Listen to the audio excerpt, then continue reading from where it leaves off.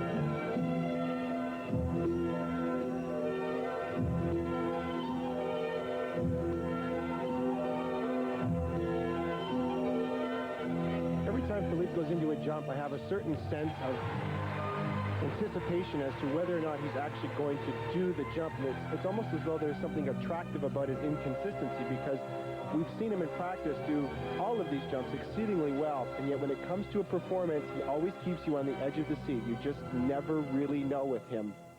Well, he's a good jumper, but I think what really sets him apart from the rest is his style. He always has a great ability to relate to the audience and to pick music or a theme that really works well for him, and it worked well with Conan the Barbarian and certainly with The Godfather. Well, he carried the Godfather theme through both his technical and his long program this year.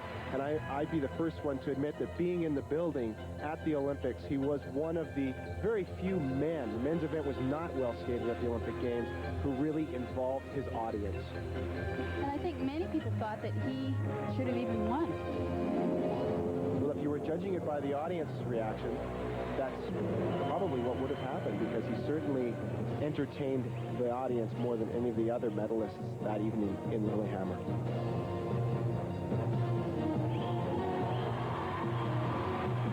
He has a lot of signature moves like that move. I don't even know what to call that move. But I think Philippe is a skater that is going to be head-to-head with Elvis over the next 4 years and up to the next Olympic Games in Nagano. Well, as we go to Japan, I wouldn't bet that the result in Makahari is going to be the same as what we saw at Lillehammer. Definitely not. Well, he told us at the European Championships that he didn't think this would be his year, but it still might be for Philippe Candelaro of France. 92 World and Olympic champions Mischka Tunick and Dimitriev are next when we return to the European Gala in Copenhagen.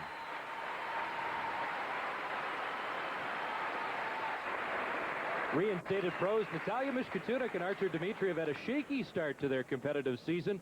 In the technical program at Copenhagen, they went on to a bronze medal, but were back in form at the Olympic Games, winning the silver. Well, if there was a most improved award between the Europeans and the Olympics, it would certainly go to this team. They had a stunning improvement between the competitions, and many people thought they should have won. Well, Barb, in the building that night, there were a number of people, both in skating circles and out of skating circles, who felt that this particular team should have been the Olympic champions. Well, there are two so different styles. It really comes down to the personal preference. This team, I think, has the drama and the excitement, whereas Gordiev and Grinkov are just so pure in their skating. They skate with such an ease, and I don't think I would have been wanted to be a judge that night.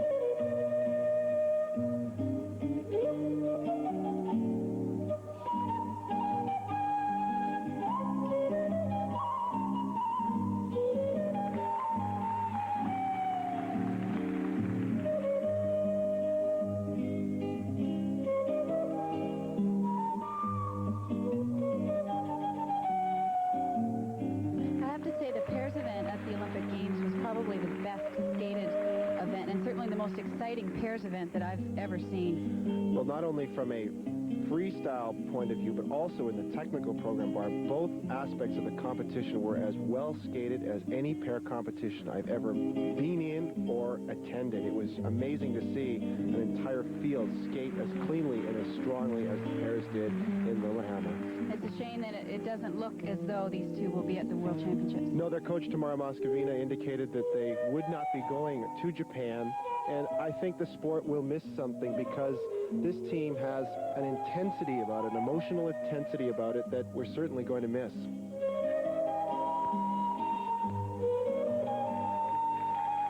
The reason they won't attend the World Championships in Japan in order to allow last year's Russian champions Elsilva Bushkov to compete, and that's another indication of the great depth of Russian pair skating.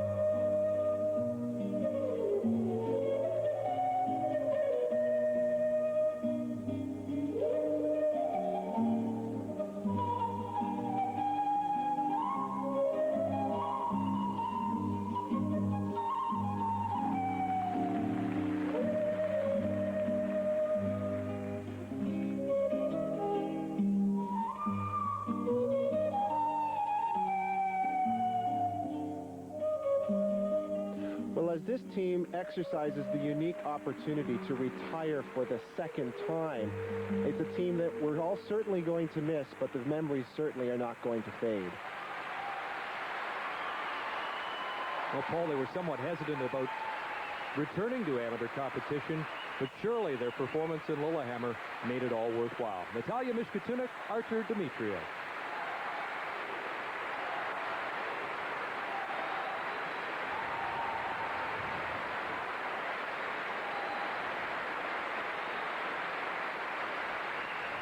Well, here is the somewhat controversial winner of the Olympic gold medal, Alexei Urmanov, but certainly he illustrated in Norway that he is fulfilling the potential he displayed when landing the first quad in Olympic competition in Albertville. Well, I think Alexei stunned a lot of people by winning the Olympic Games, and I think he was probably one of them. Well, Barb, you've mentioned a couple of times that perhaps the biggest challenge now for Alexei Urmanov is living up to being the Olympic champion. It's something that I think has been almost thrust upon him ahead of his time. And when we get to Makahari, I, for one, am going to be most curious to see how he handles being that person. Well, there's just so much more pressure on him now, so much more to live up to, and that's going to be a lot for him. Especially a skater who really has problems with consistency when it comes to competing.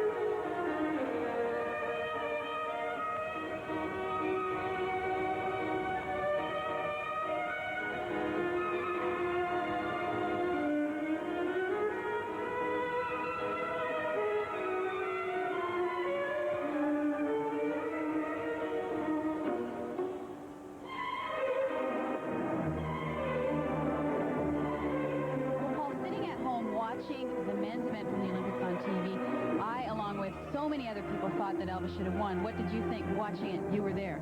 Well, Barb, it was a situation where you have to take a look at who is really sitting on the judges panel to appreciate what happened. Here we have Alexei skating in a traditional style to a classical piece of music, which is what he used to win at the Olympic Games. And what I mean by looking at the judging panel is that you have to remember that at almost every figure skating competition, the majority of the panel is made up of judges from continental Europe. Canada and the United States are only two of a potential panel of 9 judges. So those judges from Europe have grown up watching and evaluating this style and this type of skating. Someone like Elvis comes along with something very strange, very different. It's foreign to them, and they don't always bite on first take. Well, maybe they will at the World Championships. It'll be Urmanov, Stoiko, Candelaro, and the Americans, Boitano Davis, all battling for gold in Japan. Back with Usova Zulin after this. Welcome back to the European Parade of Champions from Copenhagen. Maya Usova and Alexander Zulin will defend their World Ice Dance Championship in Japan. So far this year has not been as successful. Bronze at the Europeans and a silver medal at the Olympics. Well, if there's been a dance team that's been on an emotional roller coaster this season, it's been Usova Zulin. They went to the European Championships knowing that Torvill and Dean were coming back. And until their teammates, Grischuk Platov, skated, they were winning the dance competition. Grischuk Platov were the last skaters to perform. They flipped the standings and put Maya and Sasha into the bronze medal position. They get to the Olympic Games, and again, it was a situation where they're the defending world champions. They come in, they realize what had happened at the European Championships, skated well, and seems like they got, once again, caught in the crossfire between what the judges wanted to do with Grischuk Platov and Torvill and Dean.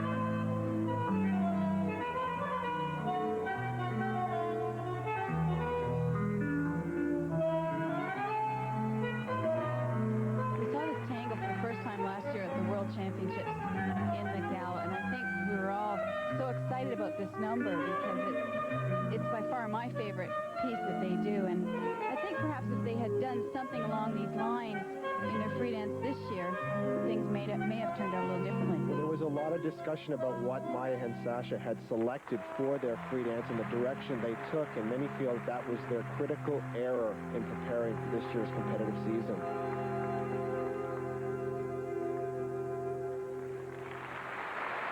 Well, without Torvill and Dean at the World Championships, they will stage a head-to-head duel with their rivals, Grichuk and Platov, in Japan. And what it does, Chris, is I think it perhaps sets up another situation where we could have a Russian sweep of the dance podium. And different winners at each major international this year, the Europeans, the Olympics, and the Worlds.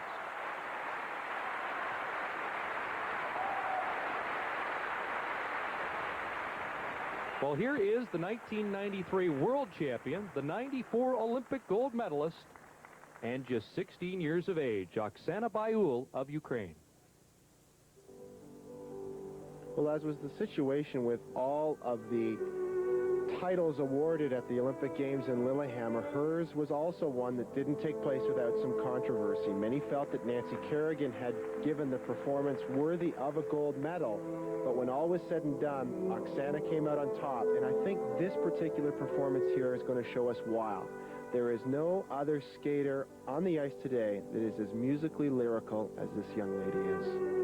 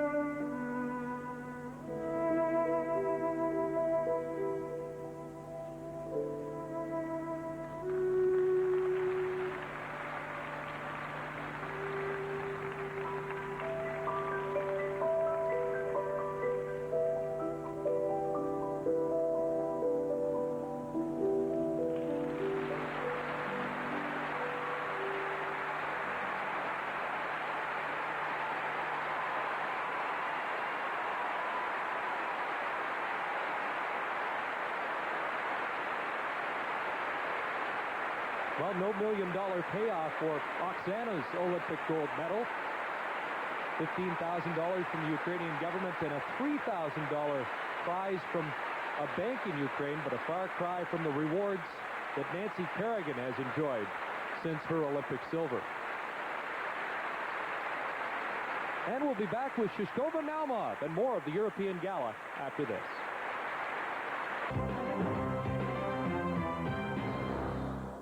Well, this has been the best competitive season for Evgenia Shishkova and Vadim Naumov of Russia. silver medalists in Copenhagen, and they missed a bronze at Lillehammer by just one judge to Canada's Brasseur and Eisler.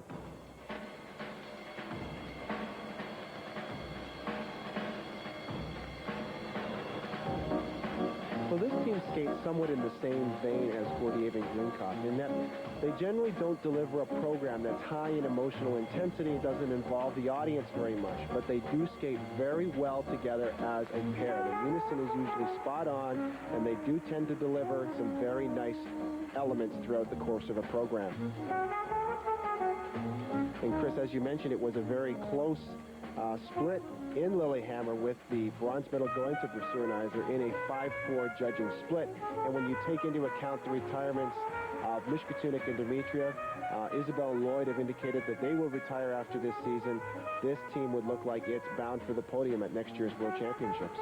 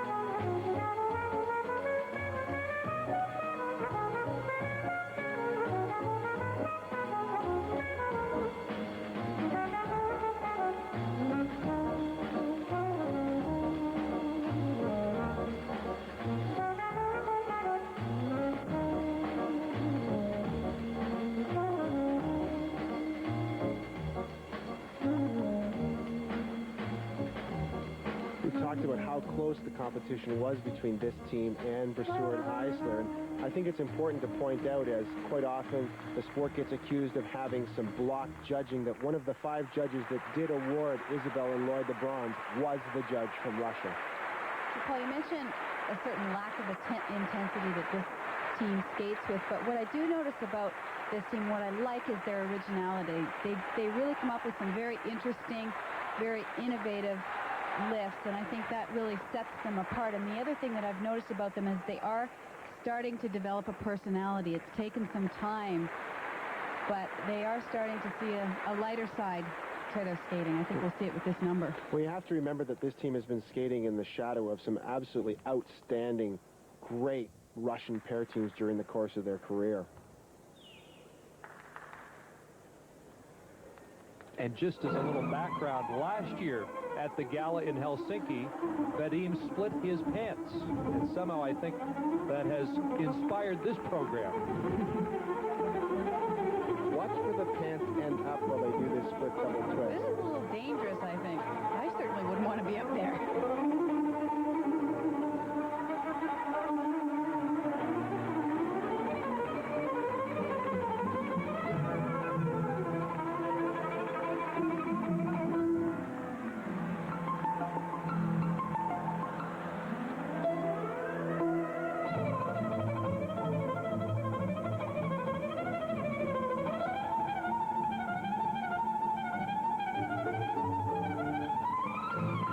I just want to know if you ever tried this. It's not been something that we've ever attempted or considered up till this point in our career, and I don't fancy giving it a go at this point. You'll stick to the blue jeans. It worked for me just fine.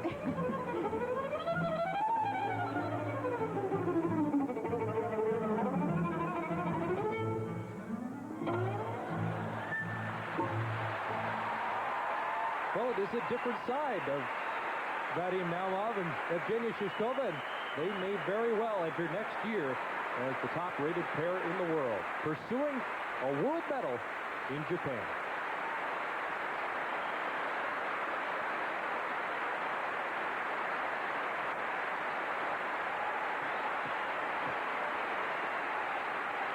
And we'll return to the European Gala in Copenhagen with Vyacheslav Zagorodnyev after this. Welcome back to the European Parade of Champions from Copenhagen. Viktor Petrenko will not compete at the Worlds in Japan, so his countryman and good friend Vyacheslav Zagorodnik can compete. He was the silver medalist at the Europeans. And what a comeback it was for Vyacheslav. In his short career, he's had some real highs and lows, but definitely here at the Europeans, it was a real high for him. As much success as the Ukraine has had, one of the problems the country has had was their performance in the men's event at last year's World Championship. They failed to have a man finish in the top 10 and are therefore only eligible to send one man to the Olympics and one man to the World Championships. And Chris, you've mentioned that Viktor has stepped back to enable Vyacheslav to go on to Japan.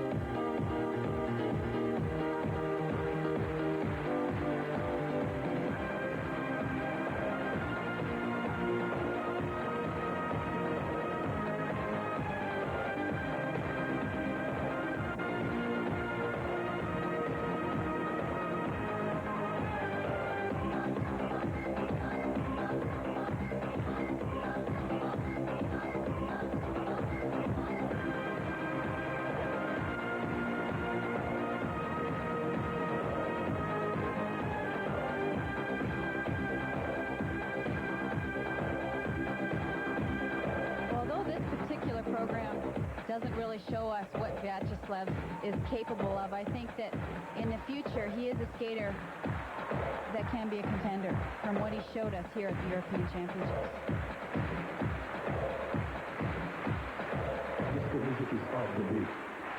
A former world junior champion hoping to join the new breed that has established itself, joining the likes of Candelaro and Stoyko and Urmanov. Vyacheslav Zagorodnik of Ukraine.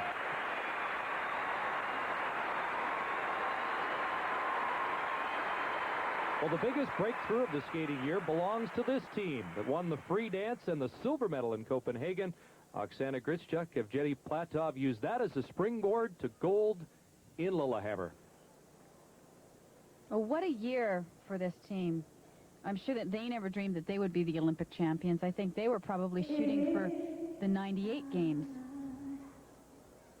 Well, Torvill and Dean have already indicated that they will not be coming to the World Championships in Japan, and as a result, the Russians once again look very, very strong going into the dance competition in Makahari. There's a very good chance that this team, when you put them together with Uzova Zulin and Krylova Fedorov, could result in a Russian sweep of the podium. I think of you every step of the way.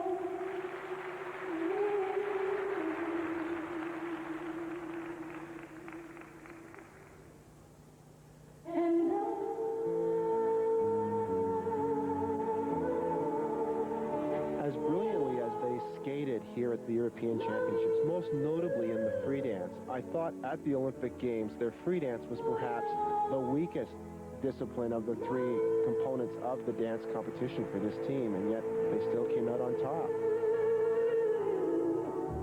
Well, many people thought that Torvill and Dean should have won, and I've heard other people thought that Uzova Zulin should have won, so it was a real toss-up.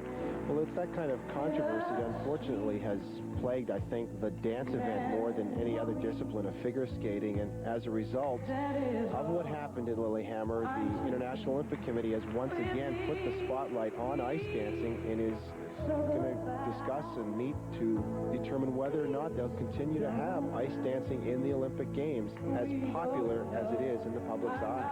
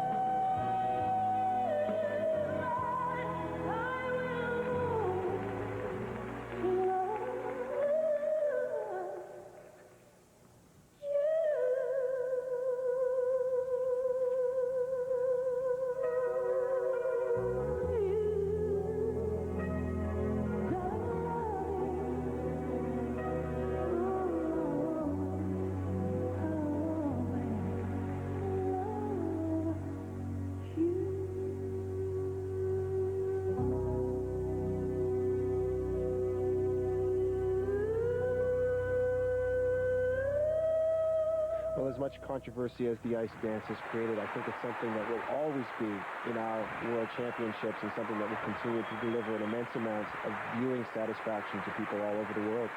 And we saw the variety of opinions you expressed, Barb, on the judging panel. They had 5 first-place votes. They also had 3 third-place ordinals. And so you wonder if we really can draw any conclusions as they go to the World Championships as the favorites, but up against Isova Zulin once again. Back with Saria Bonley when we return.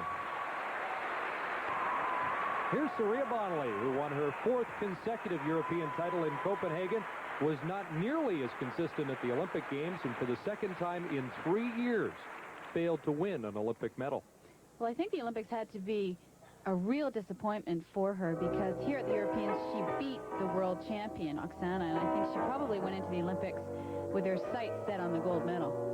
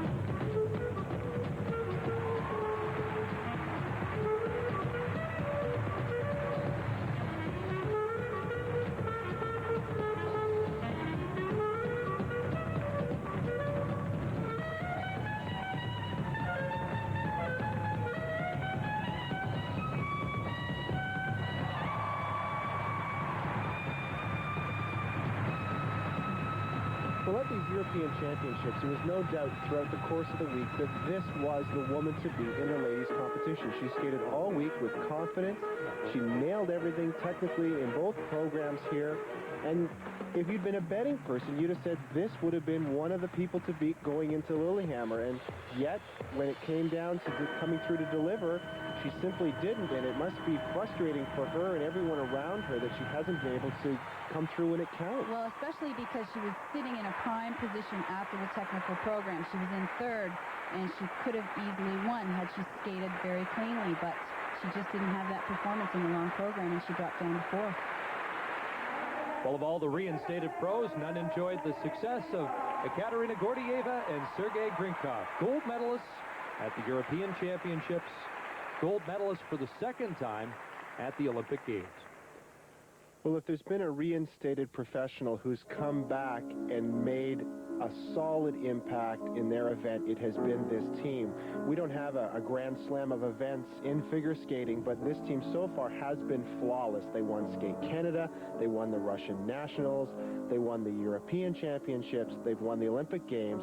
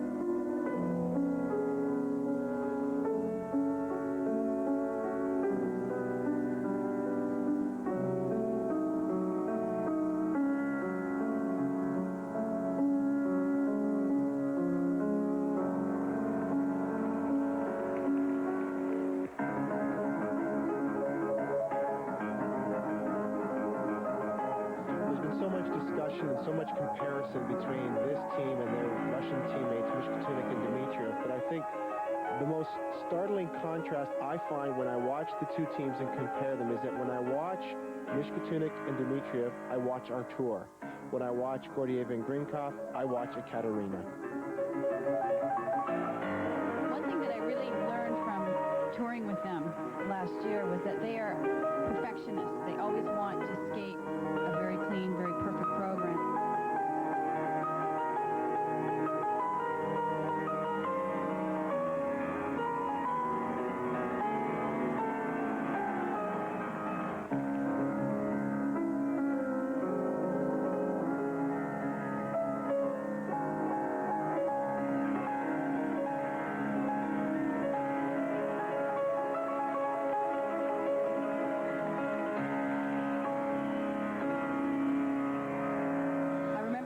Disappointed when these two turned professional the first time. I was very happy to see them come back because I always felt that this is a team that could dominate the pairs event for many years.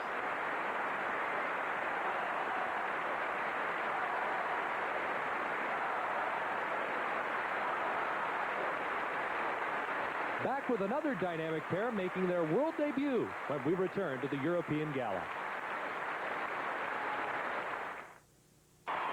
How about this for a skating tandem as we return to the European Gala in Copenhagen? 92, men's Olympic champion Viktor Petrenko, 94, women's Olympic champion Oksana Baiul of Ukraine.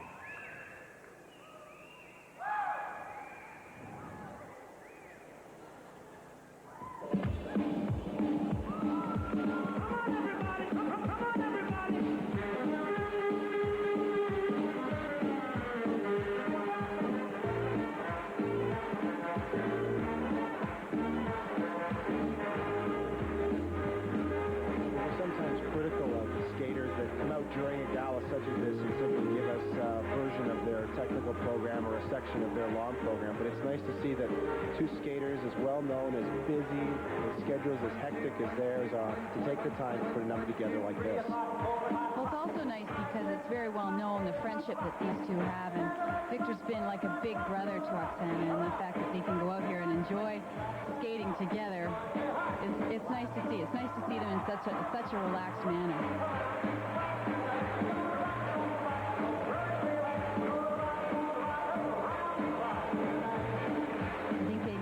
With their unison,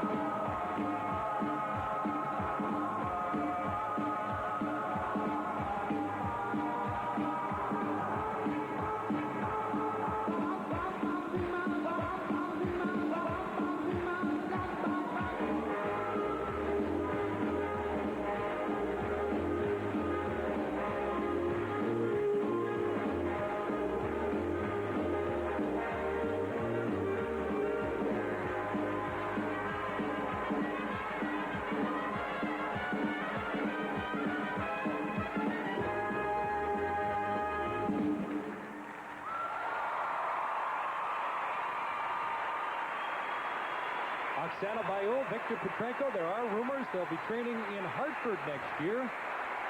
But she has gone on record to say she continues to plan to skate in Ukraine.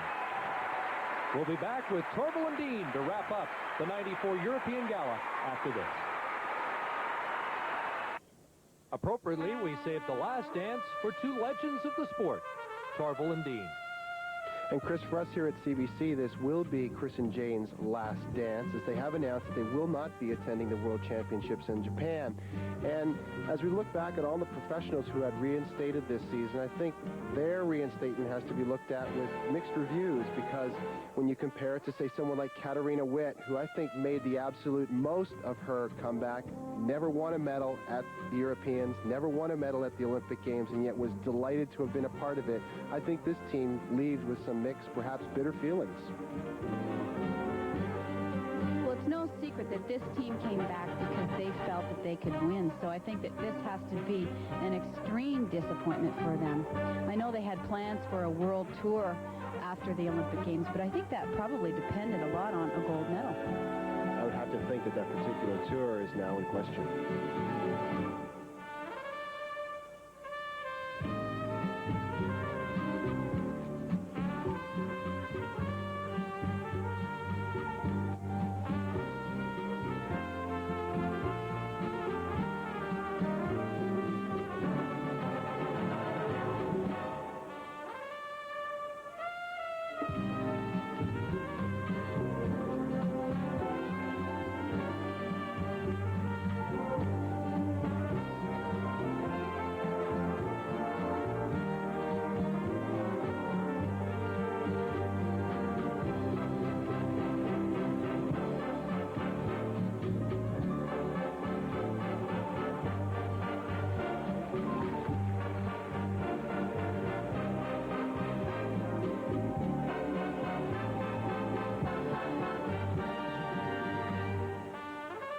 This piece that they're skating to is actually their original dance, and of all three elements in the competition, this is the only part that they won at both Europeans and the Olympics. Their win here at the European Championships was in a rather controversial fashion, and I think they knew it going into Lillehammer that their chances of winning were somewhat questionable because of the way the event had gone down, but I think they leave the sport having made a mark, having made a comeback, and, well, perhaps history doesn't always repeat itself. But they will always be legends. 84 Olympic champions Torvill and Dean. Well, our World Championship coverage from Makahari rapidly approaching, and Saturday it's World Cup skiing on CBC. And then Tuesday the 22nd through March 27th, all of the excitement from the World Championships. Torvill and Dean have already made their mark on a memorable skating season, but still much more to come in this historic year. Elvis in pursuit of his first World Championship for Søren Eisler, closing out their great competitive careers. A lot to look forward to from Makahari.